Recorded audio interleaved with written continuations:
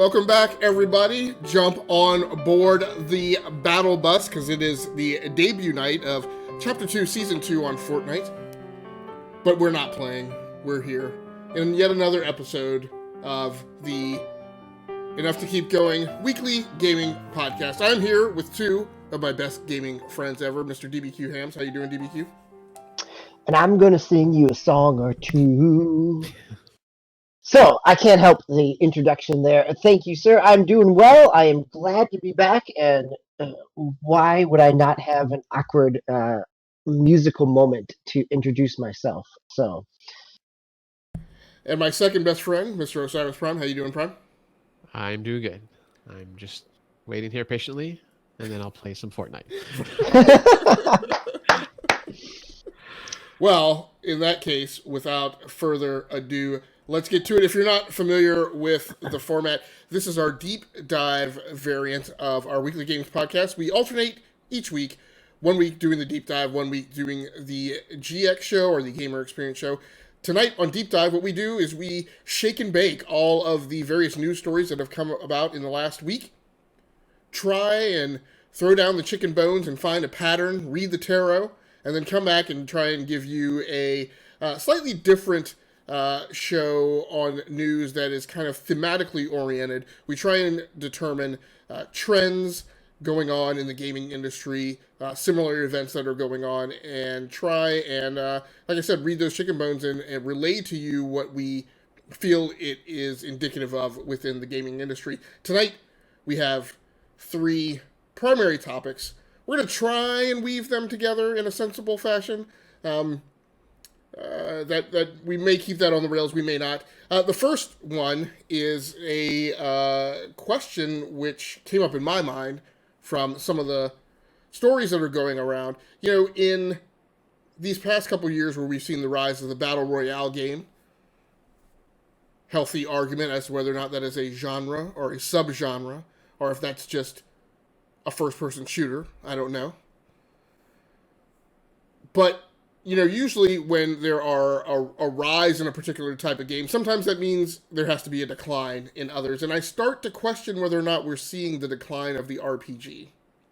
I definitely wonder, I mean, I definitely have to contend that the RPG has kind of become commoditized almost in some ways. You guys remember, because we've talked about it often on the show, how a few years ago, maybe not a few years ago, definitely starting over the last 15 years, what has happened with every gaming genre is that RPG elements have slowly seeped into every game.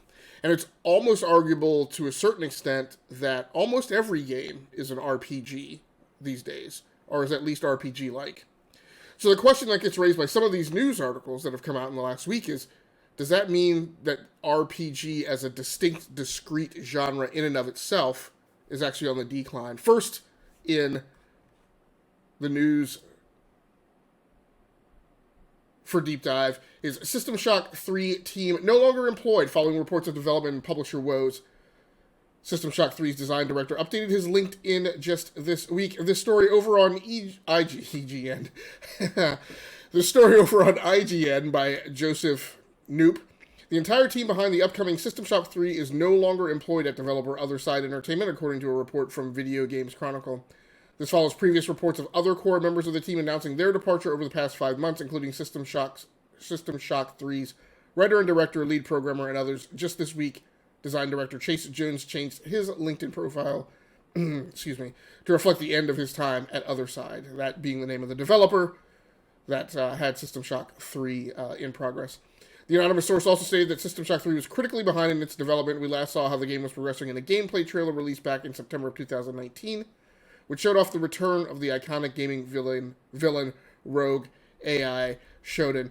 Now, do we read tea leaves from this, or was System Shock 3 just this weird blip on the radar that was always at risk of never really amounting to much of anything? So I don't know that we can really read some tea leaves on this, because this is, in part, how much of this is a cash-in on nostalgia. Also, that this development was also linked. It was under the Starbreeze umbrella, correct? right? And as Starbreeze imploded, um, or was convicted of insider trading, depending on the news story of the past week or so, right? Like this may be less about kind of the creative stalling of a project and more about the financial viability of trying to reboot a classic franchise. Is the RPG space so saturated that it makes it even more difficult for an indie developer like this to pull off getting one out on the market in a way that is in any way significant? You know, we had Disco Elysium last year. I was just going to talk about nowhere. that, right? Like, yeah, that in some ways, Disco Elysium is a great example of it doesn't have to be a AAA title with super high production values in terms of graphics and engine work. That a good story and some interesting mechanics can still provide a hook for RPG players to dive into. And maybe that's part of where System Shock 3 ran into of being pulled in multiple directions. That the original and the System Shock 2, not only were they narratively interesting, but at the time in the late 90s they were graphically advanced as well. And so trying to figure out what is the core of what counts as a System Shock game may also contribute to that. And yet, DBQ, over on PC Gamer, Anthem seasons are being dropped as Bioware pledges to reinvent the game. A story by Andy Chalk. Casey Hudson said today that a long-term overhaul is in the works. It came to light last week that the holiday decorations are still up. I am quoting from the article, by the way, as I did the last article. It came to light last week that the holiday decorations are still up in Anthem, taken by many as evidence that Bioware had fully abandoned its big bomb multiplayer shooter. In reality, it was intentional. The studio announced in January that it was extending the holiday event through February, and that 2 new Ice-Tide armor sets were being added. Carrying a 2019 seasonal event through February 2020 isn't normal, but it wasn't the signal that Bioware had walked away from the project that some took it to be. Bioware recommitted to the future of Anthem in an update posted today, in which General Manager Casey Hudson confirmed that a major overhaul, which was first rumored in November 2019, is in fact in the works, but it's also still a long way off. This is a quote from Casey Hudson directly. Over the last year, the team has worked hard to improve stability, performance, and general quality of life while delivering 3 seasons of new content and features. We have also heard your feedback that Anthem needs a more satisfying loot experience, better long-term progression, and a more fulfilling endgame. So we recognize that there's still more fundamental work to be done to bring out the full potential of the experience, and it will require a more substantial reinvention than an update or expansion, at which point he proceeds on to say, basically, that they are killing seasons, taking some time to overhaul the game, and then with an intention to redeploy. Now, at this point, we don't know whether or not this is going to be Anthem 2, Anthem Next, Anthem New Horizons, Anthem Chapter 2, Season 1. We just don't know. Prime, EA, Electronic Arts, one of the largest of the publishers. Our friends. And its development studio Bioware, arguably the creators of the greatest RPG that has ever been in the Mass Effect franchise. In combination... Are you waiting for somebody to dispute you of Dragon Age I was trying to wait. or any other Black Isles do we want to go down? For a lot of people, particularly console players, I mean, they have not had the 3 decades of great RPGs that PC gamers have had. And so for many, Mass Effect for them was in many ways the first truly great RPG that they were really... I don't want to say the first, just one of, and I would say arguably one of the best.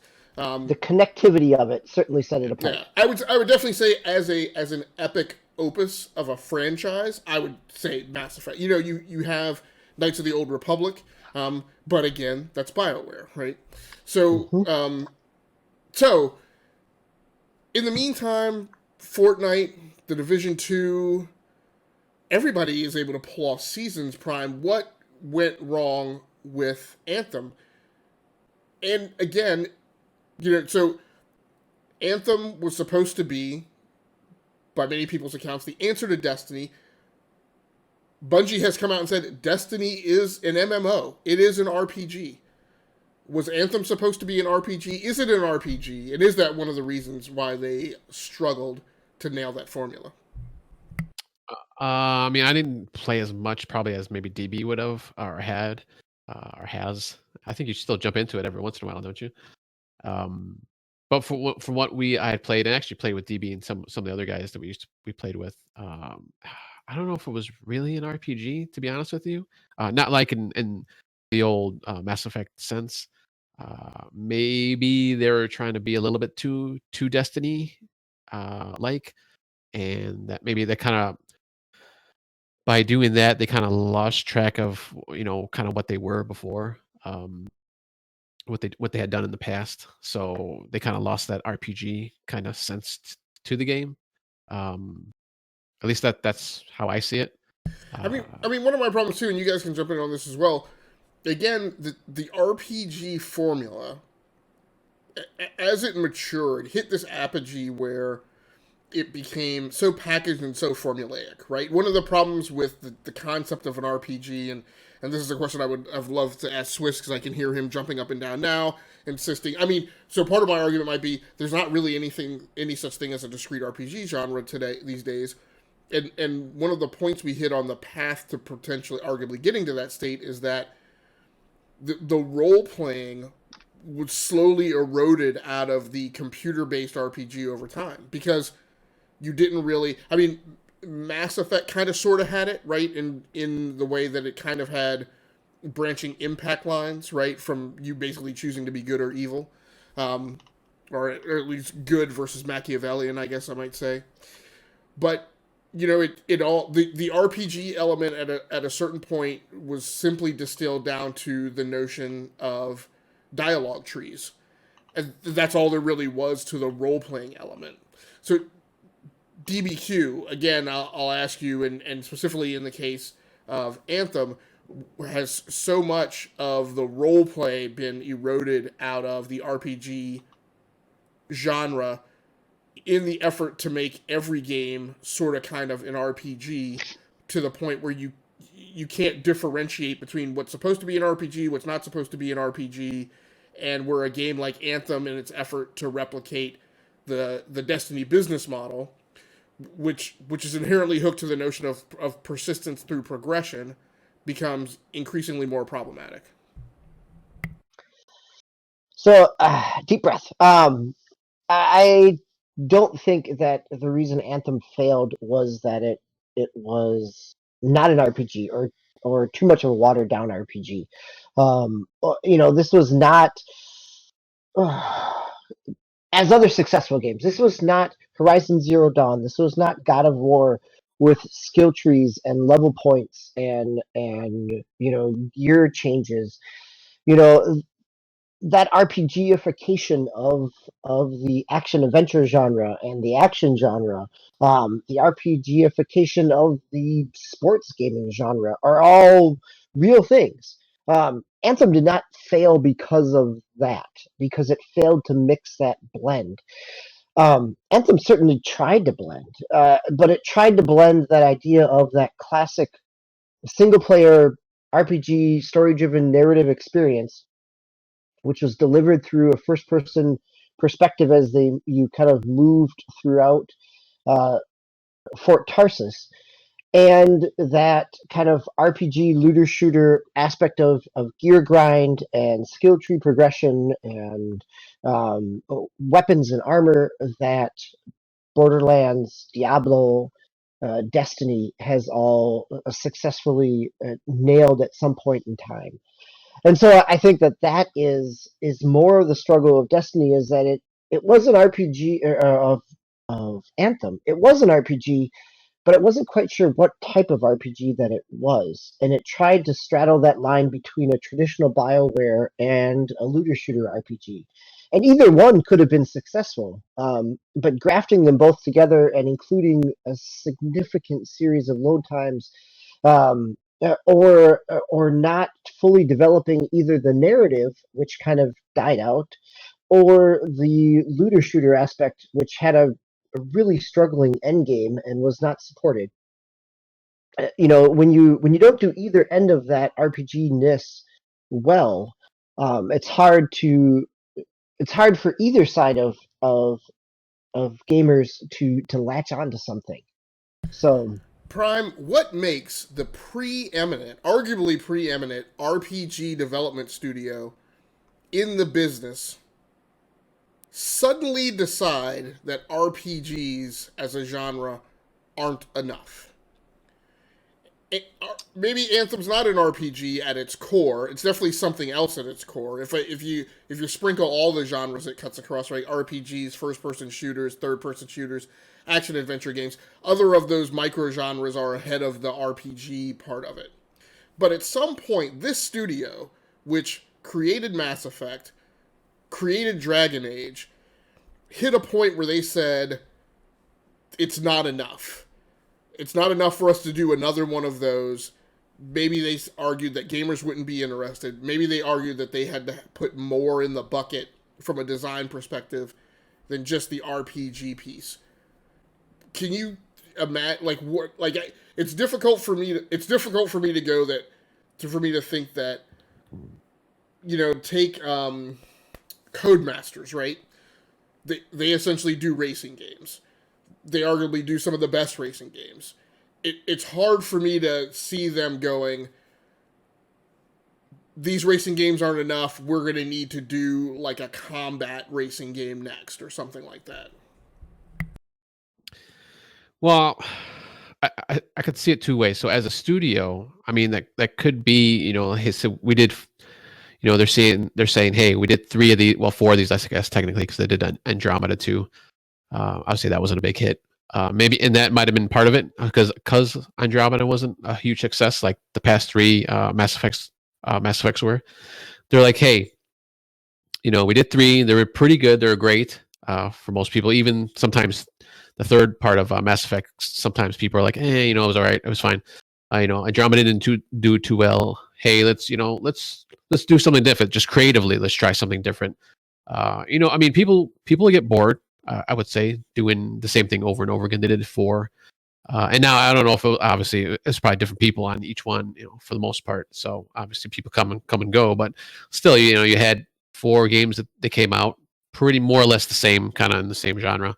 So they're like, hey, we see Destiny, we see the Division coming out. Excuse me. Let's try that. Let's try something different. Let's try to do something that's gonna maybe get our creative juices flowing a little bit more instead of kind of the same old, same old. And on the other hand, they do see, and maybe it's not Bioware, maybe it was EA, the overlords saying, hey, we see Destiny, we see Division. They're making, well, maybe not so much Division, but they're making big bucks. Obviously, Destiny was, and Division was still a fairly good hit. Obviously, there's been two of them now. So they're saying, hey, why don't we kind of lean toward this way, and maybe you can kind of mold the next game. Let's not make it Mass Effect. Let's make it something completely different. Let's go a different route, and we can build upon that kind of looter shooter. And yeah, there's going to be some RPG stuff into it, but more or less it's just going to be kind of an MMO-ish type of game. So that's kind of my thinking. Those two ways.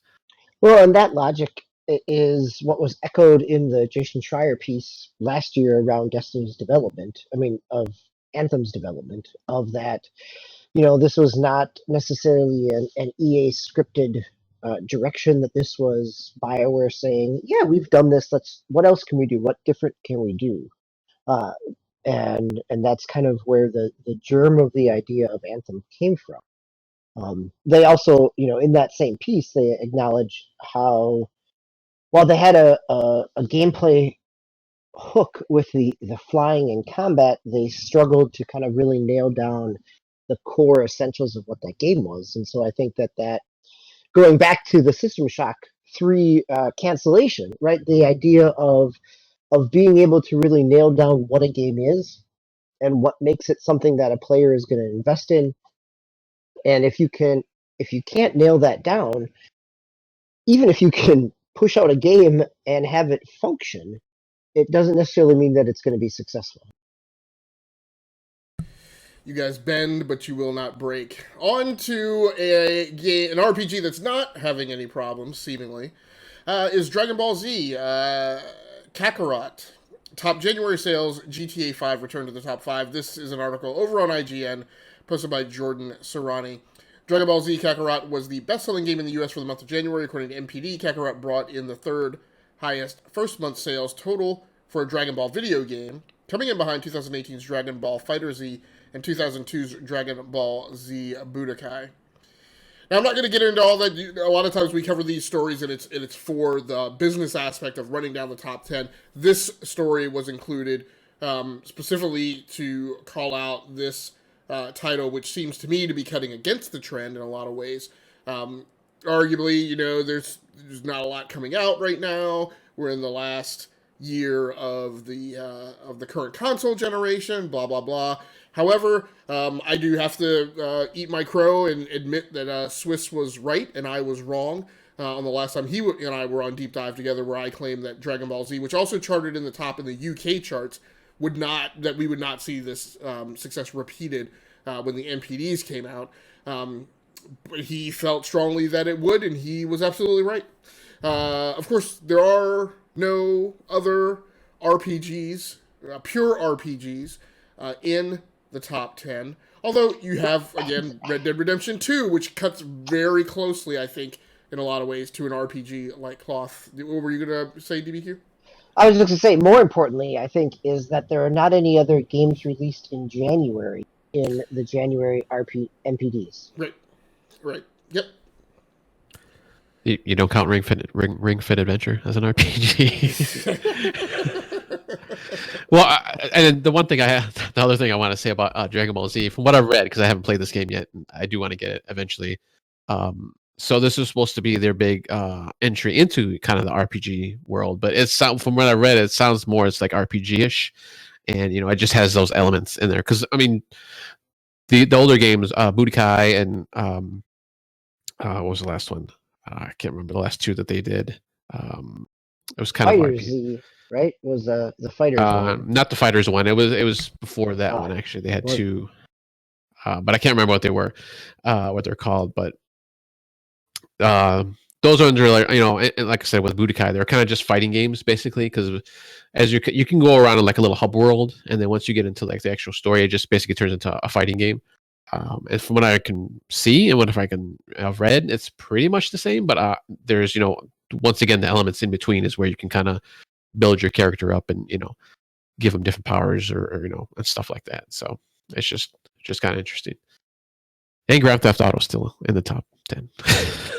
That's never going away.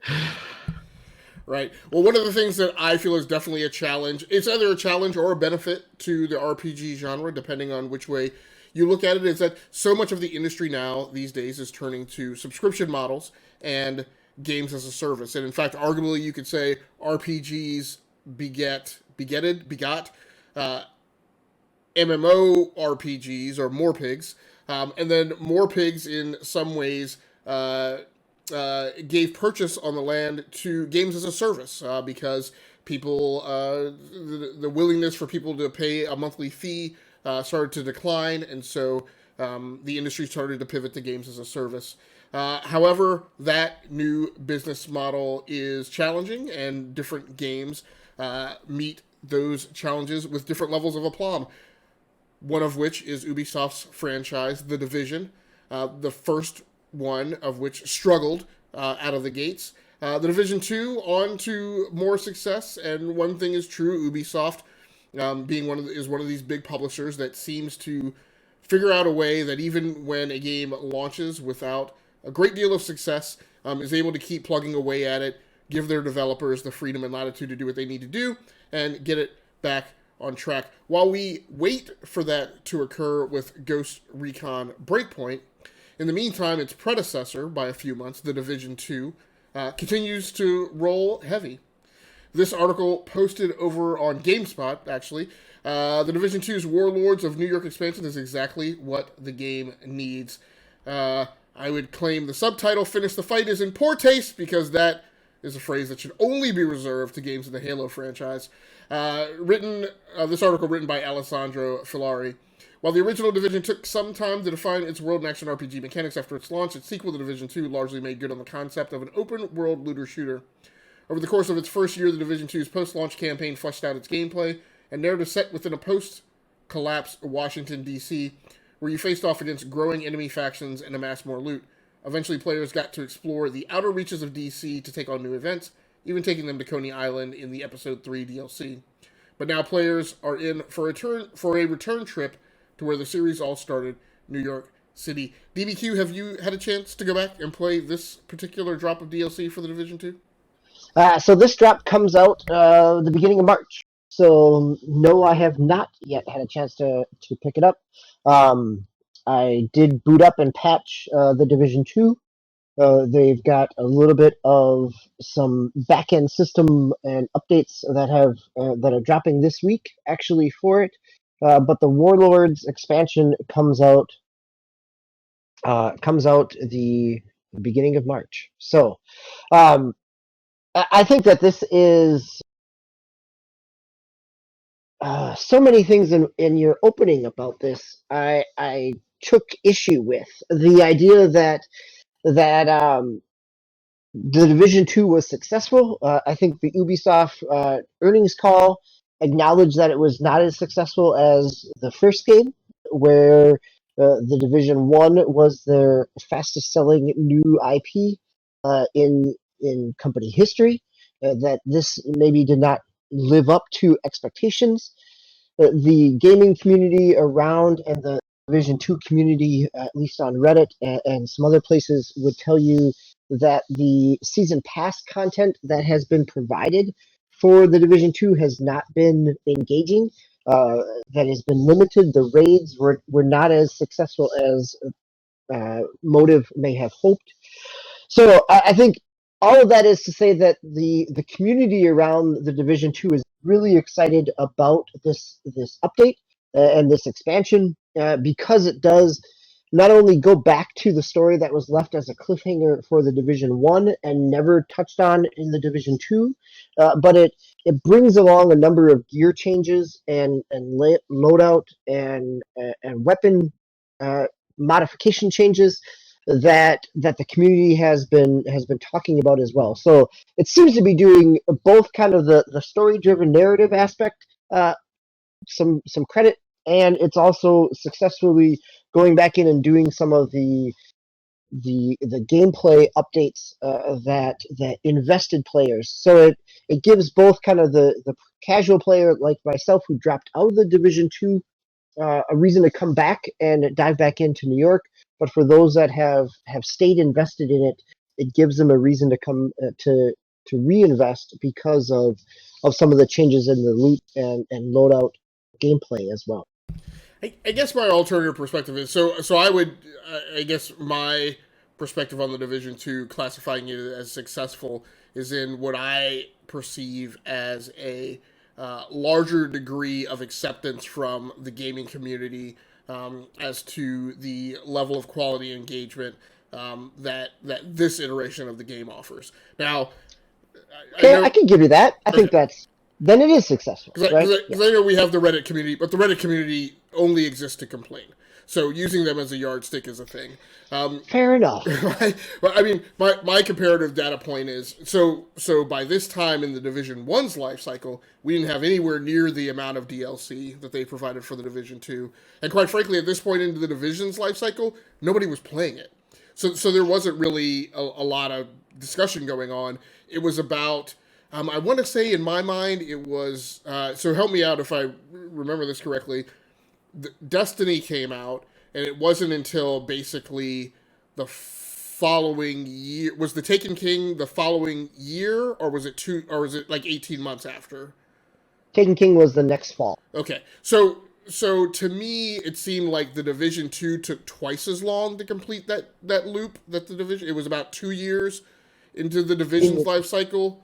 The Division 1, yes. That it started because it was not until and came out in 16. It was not until all winter of 2018 when the 1.6 patch came out that really reinvigorated the community, added a lot of things in. Right. Yes, so yeah, it definitely did take a longer period of time. Where this is, a year ago at this time we were playing the Division 2 beta.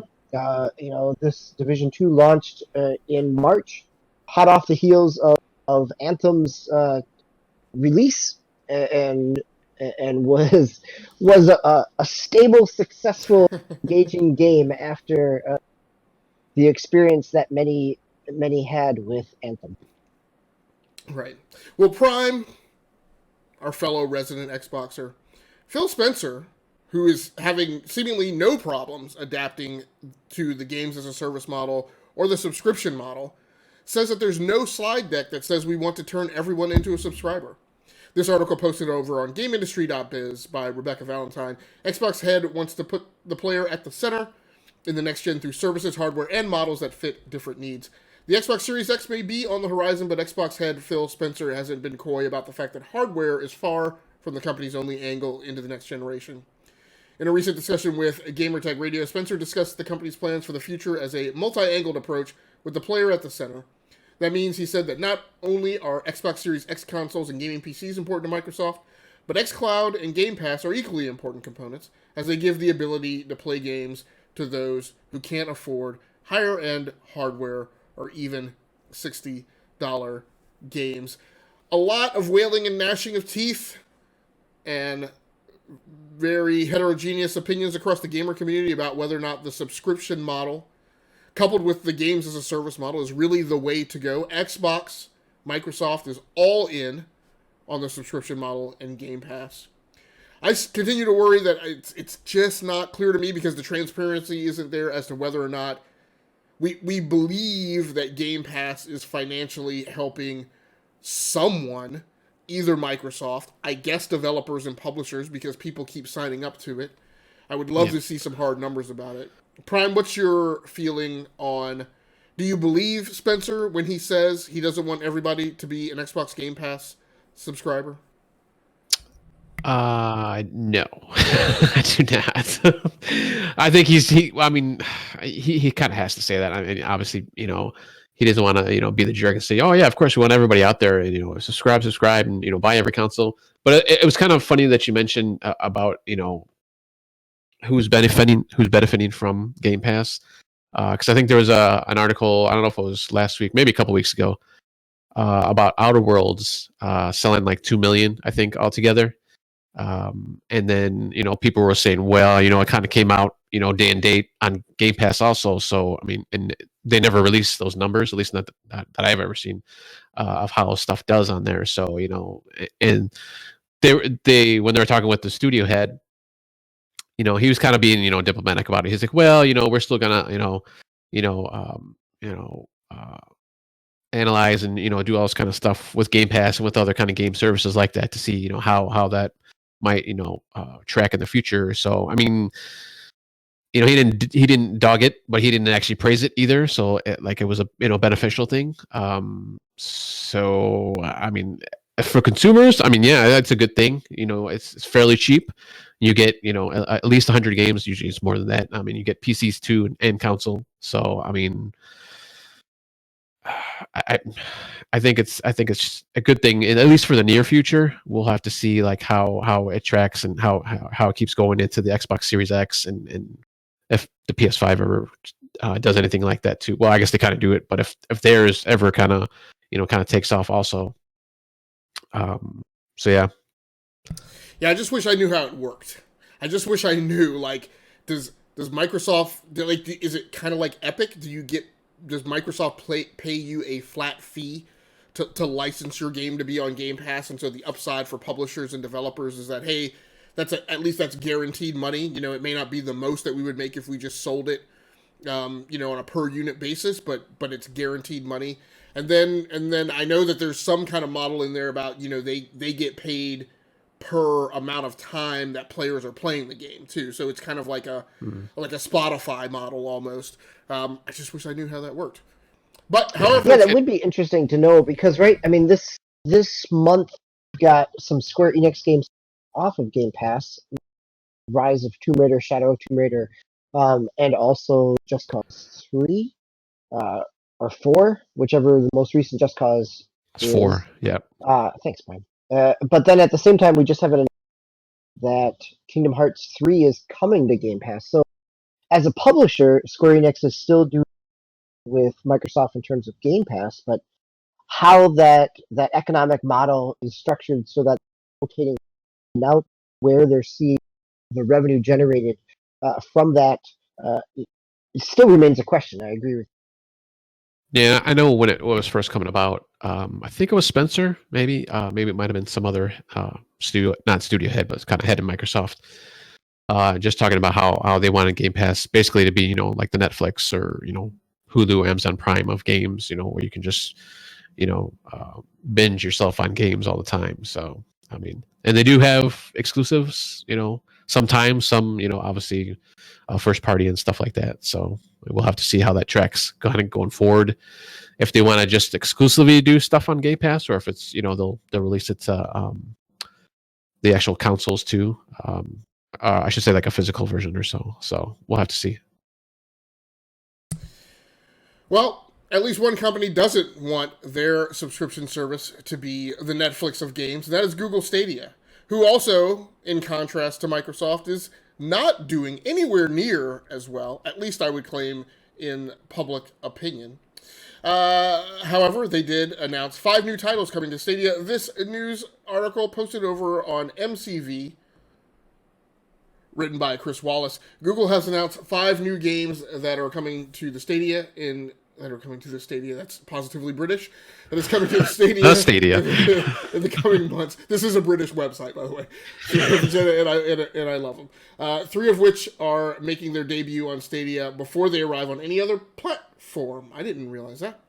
The first on Stadia titles are Lost Worlds Beyond the Page, Stacks on Stacks on Stacks, and Splitlings, while the 2 remaining titles are Megapixel Studios' Panzer Dragoon Remake, a recreation of the original Panzer Dragoon, and Crow Team's Serious Sam Collection, containing content from Serious Sam HD, the first encounter, Serious Sam HD, the second encounter, and Serious Sam 3 BFE, including The Legend of the Beast and Jewel of the Nile expansions.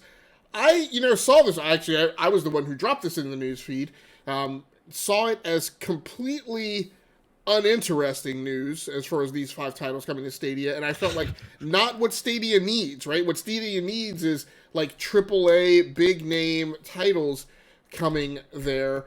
However, I'm a Sega fanboy, and I definitely cut my teeth on Panzer Dragoon. It was the most one of the most technologically incredible titles when I brought my Sega Saturn home. It was the thing that caused me to shut the console down, take a deep breath, call my brother, and tell him that 32-bit makes 16-bit look like Pong. So I'm actually, I've had a bit of a nit with Stadia in how the service has been. I tried to make a purchase in Destiny 2, and it tripped off all types of fraud alerts or whatever with Google, which nuked.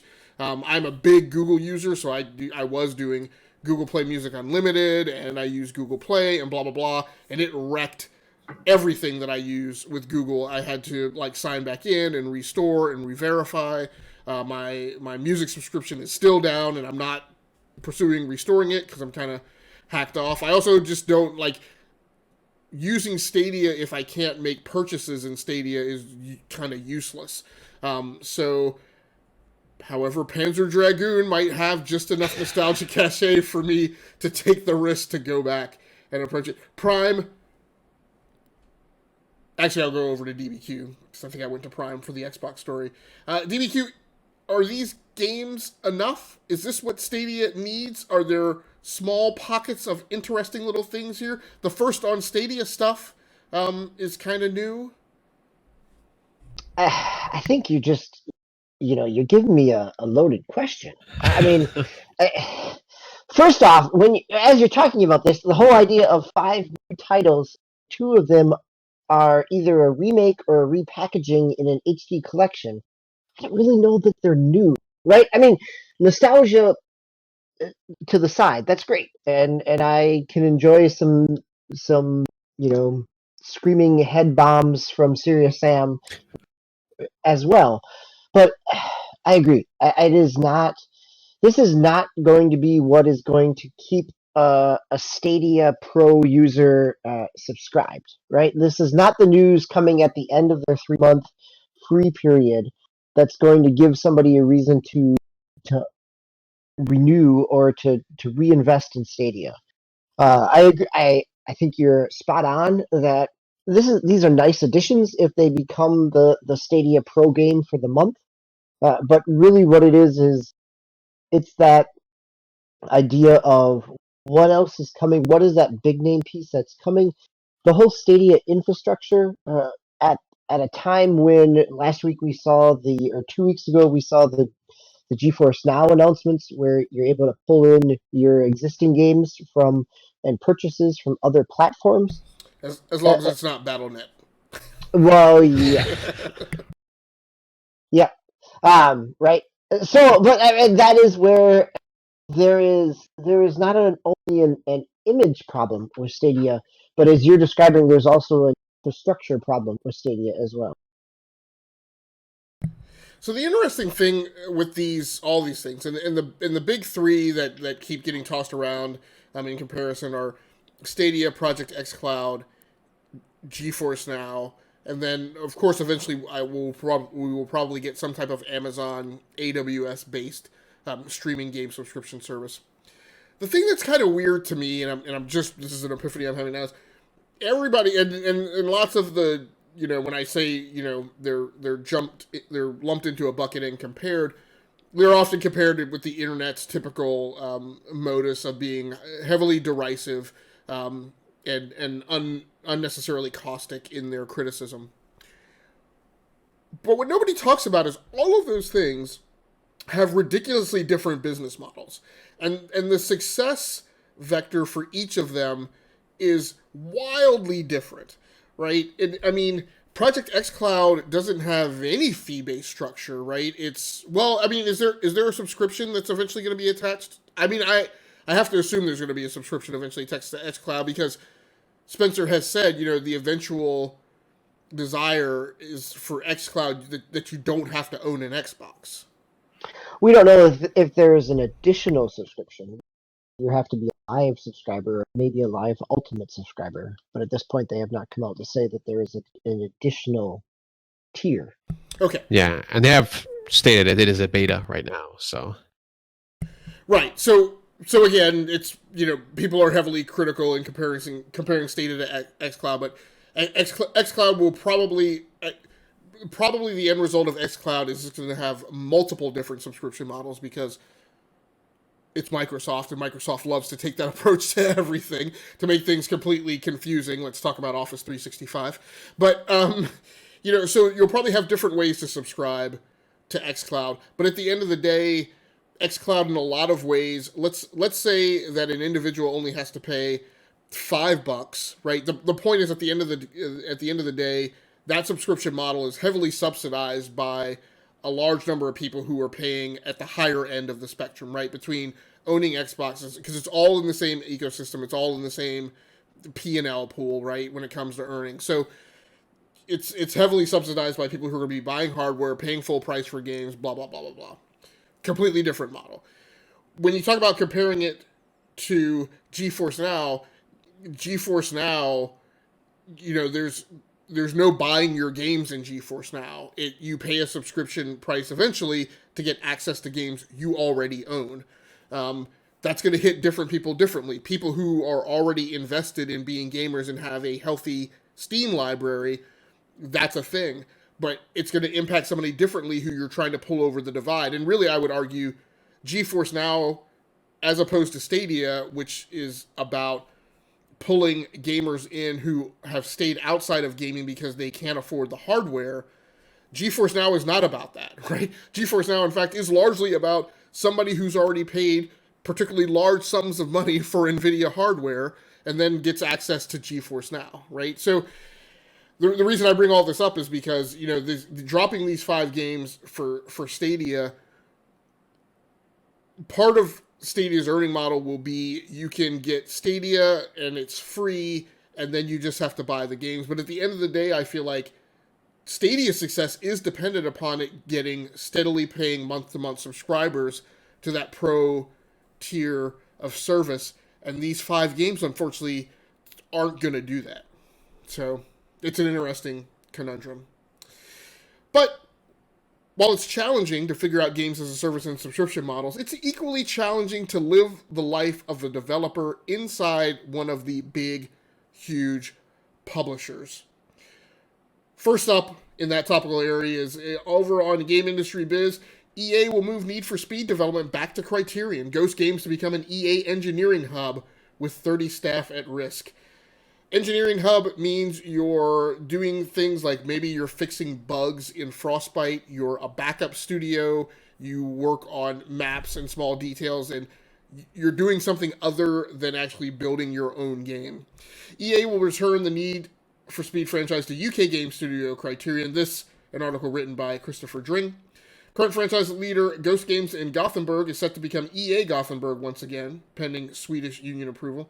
The studio will refocus itself as an engineering hub supporting development across EA's portfolio. EA told Games Industry Biz that the engineering expertise in our Gothenburg team, some of whom are architects of the Frostbite engine, is vital to a number of our ongoing projects, and they would remain in that location. In case you're not accustomed to readily identifying corporate speak, that is corporate speak for these guys underperformed.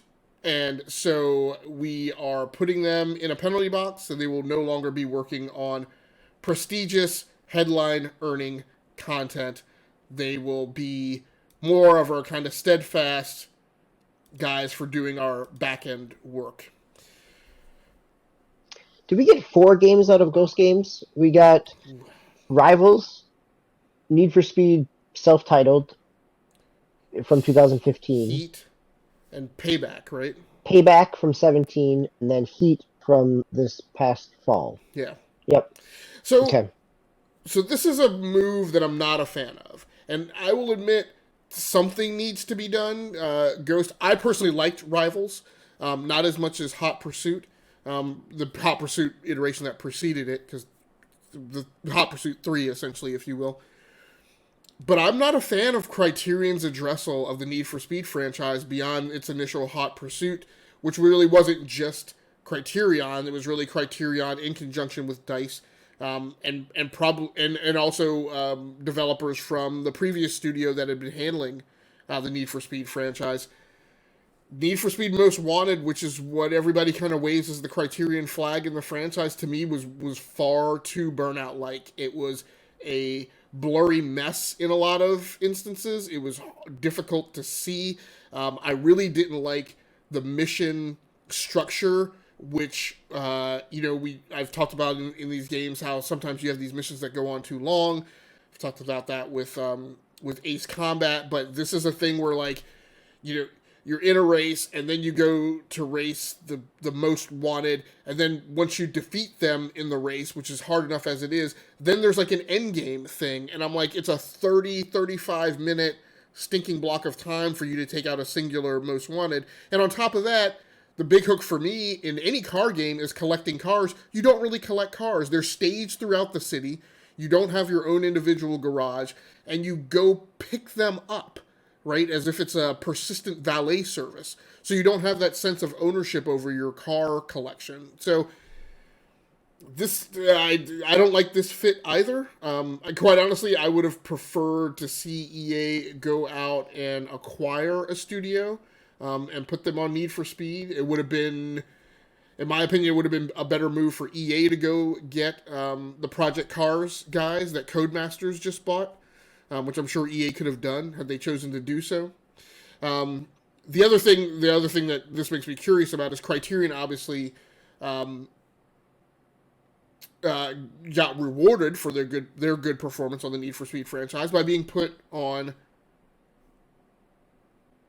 I always mix up these on Battlefront as the guys who were doing the space simulation part of that game. So they obviously can't pull them off of that. So I don't know if they're going to go out and hire more people or what. I don't know. Opinions from you guys on this?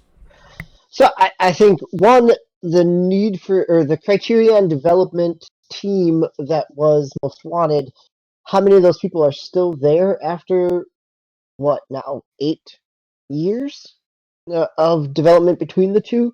I know that there's been studio turnover in that talent pool. So how much of the Burnout kind of legacy still exists within Criterion. Right? And I think the interesting piece is the kind of reversal of fortunes both of these studios, where Criterion went from Burnout and the every other year Need for Speed piece to then being the multiplayer mode creation for Battlefield Hardline with their driving mode, and then got pulled into the space battle mode for Battlefront 2, and now rather than stay in that kind of piecemeal type of work, now they're put back onto a fledged game, where Ghost is as you just said, they've been moved into that background support studio type. They mentioned that Criterion had a project or a game canceled, an extreme sports game. Now, was that? I'm trying to figure out what the timeline for that was. That recently when they got the Need for Speed IP back, or was that earlier, like after, like in between when they had done the Need for Speeds and before they went to the Star Wars Battlefront games? I'm kind of confused of where the timeline of that game I would guess it would be during that time, because they were after Most Wanted. You really didn't hear a lot from except when they popped up in Battlefield Hardline. Okay. So there really was. It seems like there is a window of time where they would have been working on something that could have been killed because they didn't have their name attached to a whole during those kind of early Xbox One, PS4 time period. Okay, because I think I kind of remember that, like at least getting the talk of that game. I thought sounded cool, at least just kind of very extreme sports games you can go through. So I don't know, just wondering. Well, the big thing I think that this points out is that, man, at EA, it is feast or famine, and BioWare, it's you're always at risk, and I don't know. So I know for me, I've worked for large multi-division corporations where you hear about the sites that aren't doing well. You hear about it if there's a corporate sentiment that your site isn't doing well and you're under scrutiny. It's an interesting life to lead, because there's no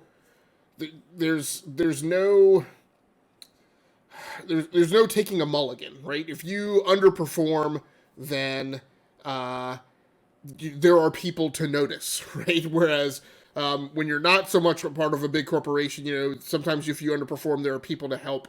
But man, so you've got BioWare who's on the wane, and it's kind of, we've seen maneuvers where they've been punished, right? Sites have been told you're no longer right. You're no longer managing yourselves. We're managing you. You're no longer a primary gaming studio. You're now a backup studio. It is a rigorous perform or don't perform kind of environment. And at a certain point, developers probably get tired of that regime, as is the case with some previous BioWare employees who have jumped ship and turned up at WOTC, Wizards of the Coast. Over on GameIndustry.biz, this article posted, Wizards of the Coast reveals new studio headed up by BioWare veterans. Update: Mass Effect writer Drew Karpyshyn joins Archetype. Says he lost enthusiasm at BioWare as it became more corporate. As if he was reading my mind. This story written by Hayden Taylor. I hadn't read that until after I'd offered up my own personal analysis on that, so I was not... and I thought you were just setting this all up. Beautiful, transition sequence here. Wizards of the Coast continues its rapid expansion into the games industry with the Real of Archetype Entertainment. Headed up by BioWare veterans James Olin and Chad Robertson, the new Austin, Texas-based studio represents a change of tact for the Dungeons & Dragons license holder. Unlike previously announced game endeavors, which leverage the considerable heft of properties like Dungeons & Dragons or Magic the Gathering, this new studio is working on an original science fiction IP. It's a task well suited to Olin in particular, who is best known for his work on classic RPGs such as Dragon Age Neverwinter, Baldur's Gate, and Star Wars Knights of the Old Republic. In my opinion, the very large third-party publisher is kind of at risk these days, and I'm kind of interested to see how the industry model is going to play out. They are publicly traded companies. There's a demand from their boards to perform. The games industry environment is shifting around in ways that make it difficult for very large organizations like that to adapt and change course. It's always difficult for a large corporation to change course. They have loads of cash, and that is sometimes very helpful. Again, we talked about how Ubisoft can just stay on something and throw money at it until they turn it around. But I wonder as we move into this era how long that's going to continue. You know, under the discussion of crunch, which again I'm not a super huge fan of that topic, but it's out there under the discussion of crunch and these things that can happen at studios when you fail to perform. Is it possible that you could have talent hemorrhage from these publisher-owned studios to the extent that it kind of up-tilts the balance of power across the games industry, such that large third-party publishers suddenly become not the best and highest performing content creators in the biz? So, at first, I was going to stay on this topic of Drew moving off into this small development studio and his work and his writing, the strength of that within the sci-fi space. But the point you made about big publishers, big third-party publishers being able to survive, stay afloat, adapt into this, suddenly I feel like Activision is in a much better place than I thought they were. Right? Like EA is the one who has continued to try to play this game as the games industry has existed. Where Ubisoft has, as you said, kind of reinvested into we're gonna see this out through the long haul. We're gonna play the long tail economics of this model. And on these podcasts, in the past, you and I, guys, have given Activision a hard time for their dwindling portfolio. But now when you say it that way, like they are the ones who are potentially more because they have less irons in the fire. That they are doubling down on their last earnings call, doubled down and said that mobile is their primary platform now, right? That is moved from being a 39% market share or revenue generating piece over to now being their dominant revenue piece. That is they've adapted and moved with this industry, maybe not in ways that traditional gamers would have appreciated, but in a way that has been more successful than the struggles that we've seen at EA over the last generation of consoles. Prime, do you think the next generation of consoles, whereas these previous generations have been generations kind of owned and characterized by the first-party studios and then EA, Activision, and Ubisoft, do you think in this next generation of consoles we will see the rise and kind of the taking over of mindshare of the CD Projekt Reds and the Rockstars and other such? Rockstar's a big and they're a powerful force, and by dollars they're up there. But in terms of spread of portfolio and size, they're not the size, as far as I know, of an EA or an Ubisoft. And so I don't kind of throw them into that same bucket. Do you think that this is an era when you go out and buy your fresh, hot new Xbox Series X that more of the games that you're going to play on that are going to be Rockstar, CD Projekt Red, Archetype, right, games? Yeah, I think you can see that shift. You can probably, like you said, you can see it now with CD Projekt Red, with The Witcher. Obviously, with Grand Theft Auto has been gangbusters for years now.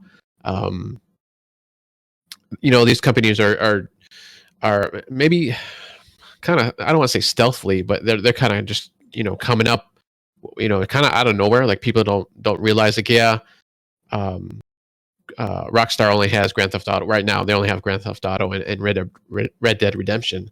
But those, that's all they really need right now. I mean, they're making, obviously just fistfuls of money, obviously more than that, because obviously Grand Theft Auto has been around for what, I think 7 years now or so, because they actually started back on the last generation, and so and obviously CD Projekt Red has The Witcher, 3 Witcher games, and then now they got Cyber. I forgot the name of the title now. Cyberpunk 2077. Cyberpunk, yeah, Cyberpunk coming out, which is, everybody's getting excited for that. And I guess it's a little different for them because they're that's kind of going into a different direction for them. They're going from a third person fantasy action adventure game to a first person, kind of shooter, I suppose, with obviously all kind of customizations you can do with your character and stuff like that. But I mean, I think you will see these companies starting to come up more,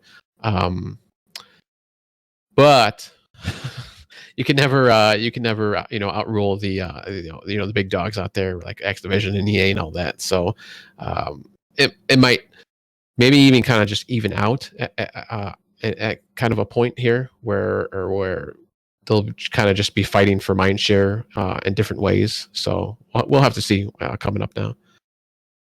Yeah, and CD Projekt Red is one of those studios that arguably flies in the face of the original, the opening argument that I made, which is, the dwindling power of the RPG. I think Cyberpunk 2077 is still firmly rooted in the RPG genre, much in the way that The Witcher 3 was. And CD Projekt Red has showed no indication of swerving from, diving deep on that genre. Again, it's starkly different than a computer-based replication of a tabletop RPG, but it's still an RPG at its roots. So maybe there's hope for that genre after all. Gentlemen, thanks so much. It's been a great conversation tonight. I appreciate it. Prime, you and I must be off to Chapter 2, Season 2. That's right. Enjoy your fortnights, gentlemen. Thanks so much for joining in. Thanks so much for the listeners out there. We appreciate you guys hanging out for this episode and every episode that you have listened to prior. The shows are available on YouTube, SoundCloud, Spotify, and Pocket Casts. So you can get them from any of those venues. Please join us next week when we will be back for an episode of the GX Show, the Gamer Experience Show. Other than that, that's going to do it for us. On behalf of the E2KG Network, DBQ Hams, Osiris Prime, and myself, my name has been Legasically Stamus. Thanks so much for joining in for tonight. That's going to do it for us. We're out of here.